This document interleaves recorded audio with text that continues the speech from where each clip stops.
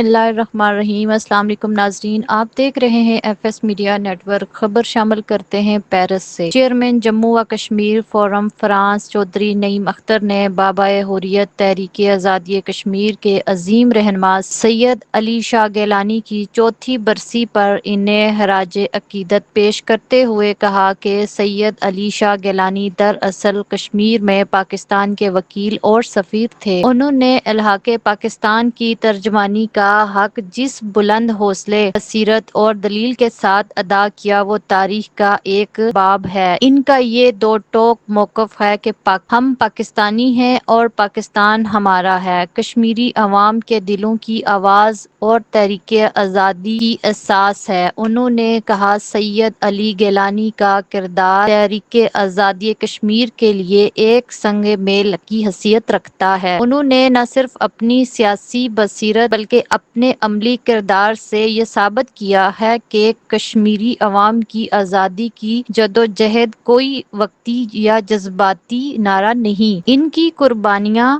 اور ان کا عزم آنے والی نسلوں کے لیے مشعل راہ ہیں۔ انہوں نے کہا کہ سید علی شاہ گیلانی کی وفات کے بعد بھی بھارت کے حکمرانوں نے اپنی آمرانہ روش جاری رکھتے ہوئے ان کی تدفین کے وقت انسانی قدروں کو پامال کیا، لیکن اس کے باوجود ان کی فکر اور ان کا نظریہ کشمیری عوام کے دلوں میں زندہ ہے اور اس جدوجہد کو کچلنے کی ہر کوشش ناکامی سے دوچار ہوگی۔ انہوں نے عالمی برادری سے اپیل کی کہ وہ جموں و کشمیر میں بھارتی مظالم، انسانی حقوق کی پامالی اور آبادی کے تناسب کو تبدیل کرنے کی غیر قانونی کوششوں کا سختی سے نوٹس لے اور کشمیری عوام کو ان کا جائز حق خودارادیت دلوانے میں اپنا کردار ادا کرے۔ جی